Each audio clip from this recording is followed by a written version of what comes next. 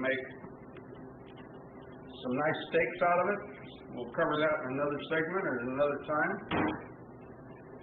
But that's a nice piece of meat. And now the next thing you want to do is run your knife across the top of this femur again. You need to sharpen it a little bit. You need the tip to be pretty sharp.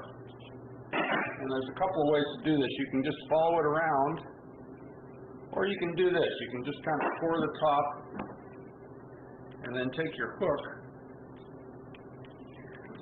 and push it backwards. And that will open that bone up all that much more. So what you're going to want to do is continue to take these seams out.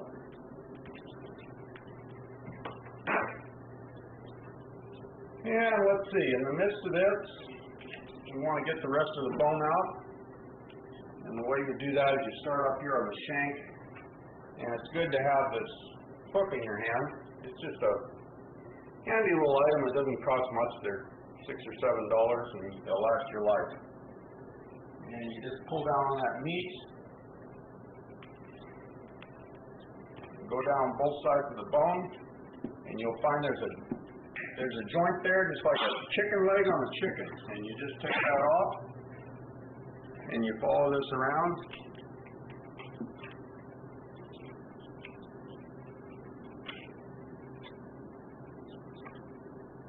And you pull that off. And here we go. Now we're just down to that femur bone.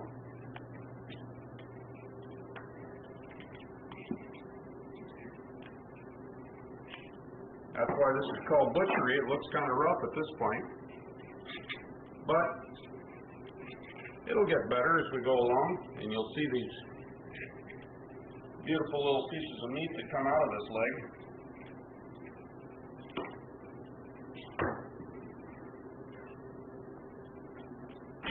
Okay, here is your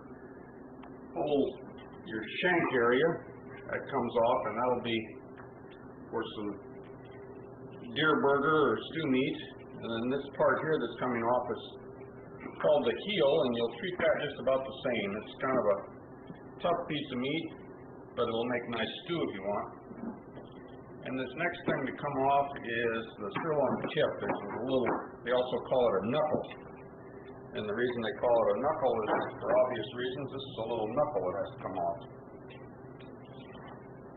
And you'll see that there's a seam, just like there was in the top round. And you just follow that around as best you can. You'll see that it kind of opens up.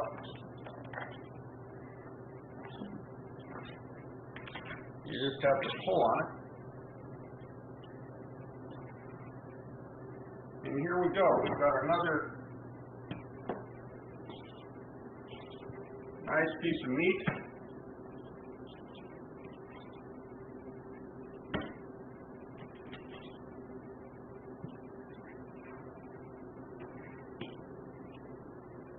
And it can be either made into steaks or jerky or leave it as a roast, whichever you'd like to do.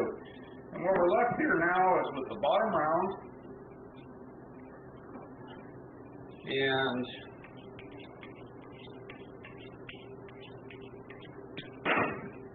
below the bottom round, you have what's called the sirloin, and that's probably the tenderest piece that comes off of this.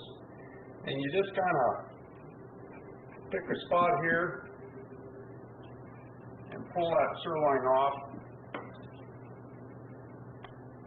And you see on the sirloin, this is the top sirloin and this is the bottom sirloin.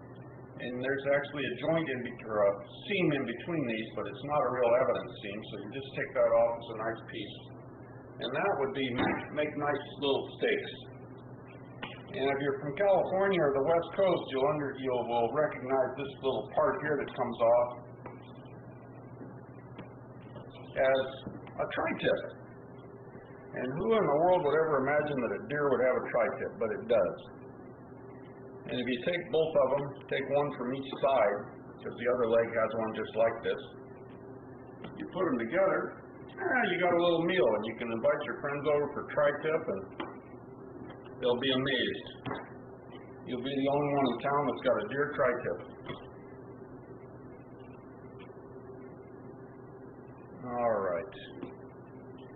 this piece we've got here, this bottom round piece, you just kind of clean it up a little bit, and it's got a real tough part that's known as the silver skin, and you want to, before you make steaks out of it, you want to pull that off. It works. You can use this silver skin, you can put it in your ground beef or your ground venison, and it won't be noticeable, but to make a steak out of it is kind of a crime. So anyway, there you go. You've got either another piece of jerky or some nice steak. And let's see, I could do this other side. So I think I'll set it aside, and instead of doing that side, I'll do a front shoulder. The other side of this, the other leg will come apart just like that first one we did. And here is that front shoulder that we pulled off at the very start of this operation. And it's got in it, it's got the shoulder blade bone, and you can feel the top of it right there. And you flip it over, and here is the shank. And just some various parts here. This is probably the most complicated part of the whole operation. I mean, it seems like there's a lot of bones and they've got different angles, but if you just kind of look at it, you'll see what you have to do here. This is a bone that runs up this way, and it runs across this way and connects to this big flat blade bone. And the way I'm going to do it is I'm going to expose the blade bone, so you can kind of feel where it is. And you put your knife in there in the hopes of running into that joint, but if you don't, you'll uncover it sooner or later. And you just want to take the top part of this off, just so you'll know where you are. Just hold your knife almost flat up against it and pull back with your hook on the meat. And there you've opened up the blade bone.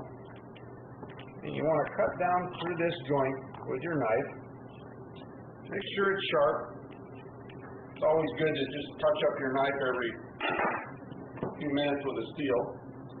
And don't do it like you see on the Food Network. Don't just pound on it. Just gently run your knife across there.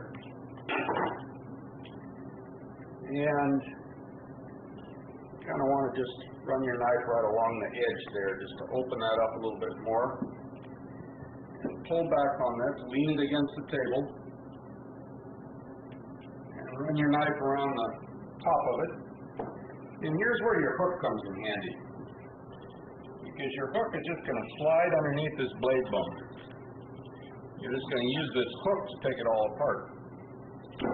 Just leave the hook close to always against the bone. You don't want to be putting it into the meat because it will just tear things up.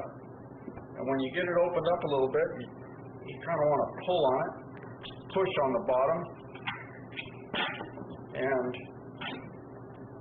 if you do things correctly, it'll just come out. You just pull it out, and there you go. You've got this nice piece of blade bone. You can save them year after year until you get about 5 of them or 6 of them. You can make a nice wind chime out of them. Scare all your neighbors at Halloween. So here we are. Now we're down to the rest of the shoulder. We've got the shank, and we've got this leg bone that runs across here. I don't know what it's called. And we want to take that off. And like I've always said, it's good to kind of pull on the side of the meat with your hook. Don't dig it in there that far, but pull on it. So you kind of pull the meat away from the bone.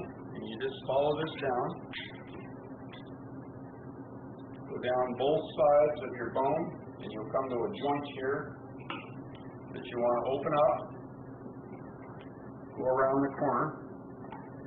And then here we go. More of this. Always gently pulling away from the meat as you mark the bone with your knife.